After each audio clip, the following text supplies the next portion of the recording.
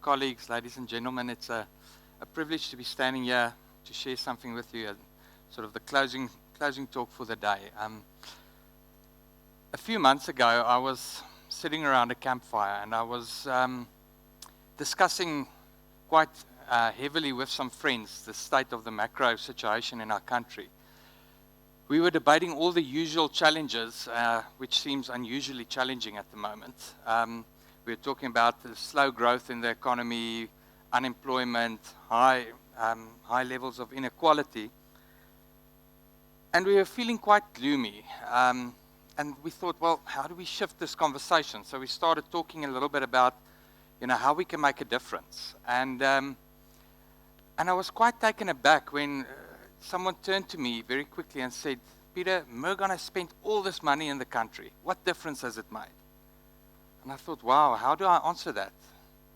I thought, I wanted to tell him about the fact that over the last 10 years, the so-called lost decade in our country, we've invested over R1 billion in startup businesses, creating thousands of jobs. From the proceeds of the work that we do, we fund ministries all across our country that impacts the lives of over 1 million people. And then what about the impact of the Nation Builder partners? The extension of our friendship network that impact lives as well all across our country. The ripples just go out. How can you even ask that? But I wasn't sure that I was going to convince him. So I instead gave him a different answer. I said to him, you know what? Come with me to one of the ministries that we support. Come and meet the people on the ground. Come and see the work they do. And come and meet someone whose life has been impacted by the work that they do. And then you decide for yourself whether it's made a difference. The conversation moved on, but I reflected on this question for some time, on the sense of almost hopelessness that it revealed. And I was reminded of something someone once said, when you change the way you look at things, the things you look at change. And it got me wondering, maybe it's time we need to change the way we look at our country, so that the things we notice about our country change. I would further suggest that to unlock that change, we need to shift our gaze from only seeing the macro, numbers and statistics, and to instead zoom in, almost like when we use Google Earth. At the big picture, we see just a big blob, which is Earth. But when we zoom in, we start seeing definition, contrasts, beauty. And I think that when we think only in the macro, we so easily become disheartened and convince ourselves that our generosity, the little bit that each of us are able to bring, doesn't really make a big difference in the bigger scheme of things. And so we end up standing on the sidelines, criticizing, doubting whether anything we do will really make a difference, whether we can make a difference. However, when we zoom in to the level of an individual, a real person, and we start to engage, we discover that our generosity can truly make a massive difference. And as we do so, a connection is made. Our mutual understanding grows deeper and our hearts open wider, leading us to even greater change. Against this backdrop, I want to share just something of our journey at Mergon and how we've been learning about zooming in, about building bridges as we journey with many non-profit organizations. As I share, I trust that it will stir something in your own hearts around how you may be uniquely positioned to build bridges of generosity, whether through your interaction with non-profit organizations, in your businesses, or simply as an individual. When Mergon started off, we initially had no internal capacity and very little experience in the field. We were quite oblivious to probably many blind spots we had, the expectations we created, the perceptions that we left with people through the things we said and maybe often the things we didn't say. However, in time we learned that when journeying with others as a giver or a funder, it's as important how we give as it is what we give. we learned that there's something called a power gap. That gap between the funder and the giver of the money and the recipient or the beneficiary of the giving. And that power gap is real, and that it causes walls to rise up between these two parties or these two sides. It puts them on different sides. And it means that we sacrifice true understanding, and we often end up imposing what we think is the right thing on people without understanding the fullness of context and reality. And so we started exploring how we could break down these walls. How could we position ourselves as true partners, not as someone giving a handout or a hand up, but someone taking hands, an organization who takes hands with others and walking together on a journey where we both bring something of value to facilitate real change. We began by asking more questions rather than coming with all the answers, instead discovering the answers together.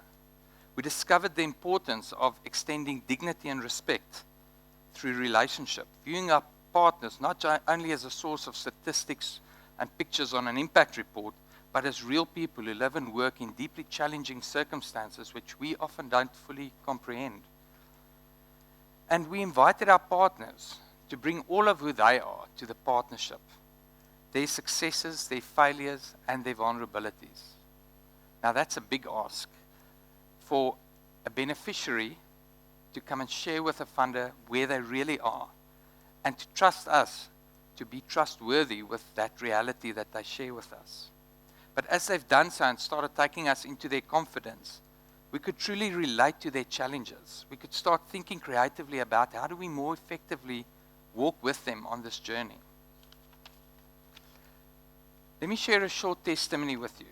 In response to a need we picked up at a number of our partners, we decided to create a conference or a breakaway, a retreat that we called Breathe. And the purpose was exactly that. It's to create opportunity for leadership couples who lead ministry and nonprofits to breathe, to come and rest, be restored, and to create a space where they could be open and honest about where they are, the challenges they face. It has been an incredible time spent with all these various ministries. And it's a rare opportunity for people who are often deeply financially constrained, who have to always keep up a brave face and always keep the momentum going for the sake of keeping the impact that they are involving themselves with going. And so after one of these Breathe events, an attendee sent us, we received many letters after that, but one letter that I just want to share with you, an extract. I'm not using real names here, but the person wrote, "Dear Etienne, I can't begin to explain to you the change in not just my life, but in Anne's as well. The significance of those few days has impacted us and shifted something forever. Since 2010, Anne and I have gone through some tough times with her health. I put my head down and distracted myself by working hard, but really just closed myself up and built a wall in order to survive. After Breathe, I went on a journey of feeling things again, which centered around vulnerability and generosity. So thank you for recognizing the need to support leaders and for creating a safe space for us to be honest with ourselves, to reflect and to breathe." How do we even start to measure the impact or the difference this has made and the ripple effect that this small thing, this one weekend away, that it has had on and could have on the life of a leader who impacts a whole community on a daily basis? For me, this speaks about the power of partnership, of a relational partnership, of journeying together. We have an incredibly generous nation. I think South Africans are incredibly generous. There's many stats that come out every year around that. And I'm pretty sure every person in this room is giving somewhere, is being generous somewhere. However, we are unfortunately sometimes prone to sort of, how can I say, tipping those in need and preferring to give from a distance, from behind the safety of the walls we've built. Yet how much more impactful could that giving be if it is done in the context of relationship? If it not only fills a financial gap, but also builds trust and respect and restores dignity. I sincerely believe each of us have the opportunity, wherever we are and whoever we are, to take a small step forward, to break down the walls that divide us, to build a bridge through our generosity. Just imagine the potential it could unlock. The second thing we've learned is that generosity that builds bridges goes beyond finances. It requires us to bring all our talents, our resources, and our resourcefulness to the relationship. Initially, our giving was only financial support, but as we've grown, we've learned that we've got so much more to give. We have assets through relationships, through connections, knowledge, experience, the broad diversity of the things that we see. All these things are valuable assets that we can bring as a contribution to enhance the work of our partners.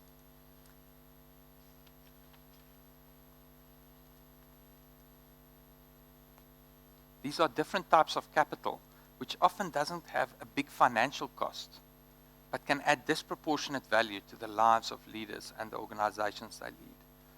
I want to just give you a very simple example.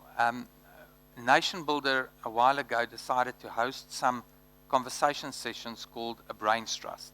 They would invite a ministry or non-profit leader to bring a problem that they are wrestling with, and they would invite some business leaders to come into the room with them and to have a conversation. Where all we did was we provided the space for the conversation and we extended the invitations. The conversations that came out of that were so rich. The ministry and non-profit leaders walked away with some ideas, some perspectives, some fresh thoughts around the problems they were facing. And the business leaders had completely new lenses on around realizing how challenging some of the things are that these people working in the field and trying to make a difference are facing. And probably for me the most valuable thing was that many of these business leaders said, you know what, I don't have the answer for you, but I am sure I know this guy and I'm sure he's going to know the answer. And that's how it happens. That's how we, by just coming with a different attitude of saying, let's just not just bring financial resources, but let's invite some friends around the table and start engaging. We are giving something that's probably more valuable than financial resources, our time.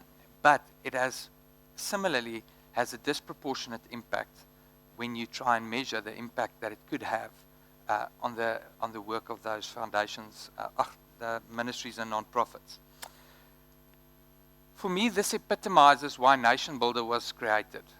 To build a space where people with different skill sets, experiences, and networks can work together for a greater impact. It has truly been a source of inspiration to us to experience the generosity of the business leaders and CSI practitioners that's walked with us on the Nation Builder journey, to be prepared to selflessly give of their most valuable resource, their time, for the greater good. We are sorely mistaken if we think that our ability to be generous is limited to our financial capacity. When we choose to walk with others, we soon realize that none of us have all the resources or solutions to change lives, communities, or our country. But as we join forces and each generously contribute all we have in our hand, we might well be amazed at the change we can bring. Thirdly, a generosity that builds bridges requires not only walking alongside and bringing what we have in our hand, but it also requires that we bring ourselves. As we walk this journey with our partners, within the foundation or through our investment team or through Nation Builder, we dare to invest ourselves in relationships. We pray for our partners, we encourage them, we rejoice in their successes, and we share in their disappointments. We dare to get involved. We champion their cause. Of course, it can be deeply uncomfortable to get personally involved, to have to deal with the messiness of broken lives and unfulfilled expectations and the overwhelming reality that people are often faced with. I recently took a small step and decided, I heard about a conversation that was happening in Kaimandi, and I thought, you know what, I want to be there. I want to be in the room and listen to what is being said. People from Stellenbosch community were invited and from the Kaimandi community, and met at the Legacy Center in Kaimandi, which is one of the partners that we work with, over a meal.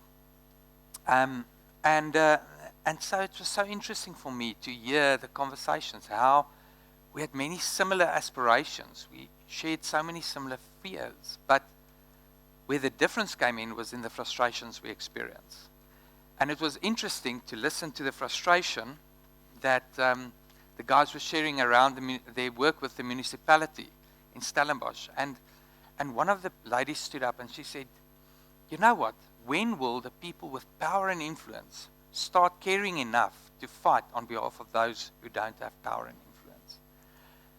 And that really struck me. I thought, okay, that is the type of generosity that is needed to change this country. It requires not resources, not finances, but it requires someone to open their heart, to stand alongside someone else and take up their plight. It led me to realize as I left there that it's only when we're brave enough to venture into uncomfortable spaces, to give of ourselves, that we are shifted from apathy to empathy, from self-preservation to caring generosity, from hopelessness to contagious hopefulness. It's then that we are changed as we seek to bring about change. But what of the risks? So we do these things, and there are risks. Of course there are risks. There's always risk involved. Whenever you walk onto a new bridge, there's risk. You put one step in front of the next, you sort of test the wall, test the bridge a little bit. You don't just rush over and, without being careful. We need to be wise, we need to be courageous, but it also requires faith. And as we've built these bridges of partnership, we've needed to learn how to manage sometimes seemingly conflicting tensions. For example, developing a relational partnership, but still expecting accountability. Bringing all our resources that we can bring, but not taking over and getting operationally involved. And getting fully involved in terms of our commitment, but still maintaining a healthy independence as a custodianship to our stakeholders. All of these are possible when we've built bridges of mutual trust, respect, and transparency. We so carefully weigh the risk of getting involved. But what of the risk of not getting involved? Of a clinical, faceless generosity without real relationship, where we don't grow in our understanding of one another or find any mutual ground? Is there not a greater risk in such a disconnected generosity? At Mergon, we are deeply inspired by the life of Jesus Christ. Jesus was never afraid to risk in relationship. Wherever he went, he was always deeply connected to people, mostly the outcasts, the disempowered, the lower tiers of society. There's a powerful passage of scripture in the book of Matthew where a big crowd of over 5,000 people followed Jesus around for 3 days.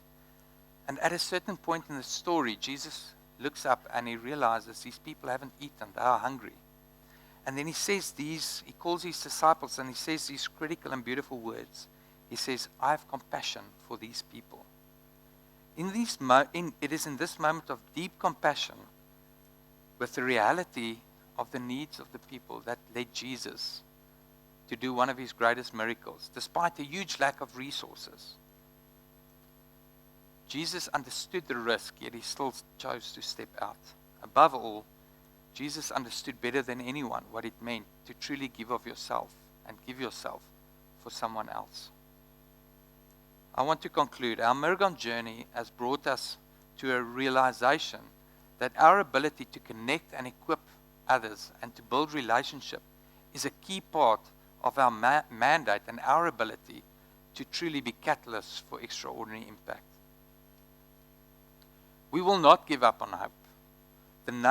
This nation is known for our resilience, and therefore so many beautiful and amazing initiatives, world-class programs have come out of this nation as we all creatively try and figure out how do we turn things around. Our privilege and our call is to become co-creators of this destiny. Therefore, the challenge to us is to be generous, not just with our finances, but to be generous with all that we have and all that we are. To step out from behind our walls, to become a compassionate partner in our quest to unlock hope in South Africa. After days such as this, such a rich day, we can listen to these amazing stories and testimonies of what people are doing and be inspired and maybe walk away with some tools to action. But unless we actually believe that we can have an impact, that we can make a difference and hold hope for the future of South Africa, we will never take the steps necessary to be part of it. This doesn't mean we have unrealistic optimism or that we ignore the macro facts. It does, however, mean that it is, however, a call for us to have substantiated hope. But it's only in the getting involved that we will actually see the reasons, see the actual impact and the reasons for the hope. When you create a work of art, and I need to say, Michael Mall and I created art. His was much better a while ago. But we both ended up covered with paint. You've got paint pretty much all over yourself when you're creating a work of art. It's messy. No painter, but the reality is no painter can paint a masterpiece by standing on the sideline and giving instructions. And therein lies the art, in the connection, the message, the impact. It's in the coming close that you discover the art of business, the art of generosity, and maybe that could even unlock the art of meaningful living for us in the process.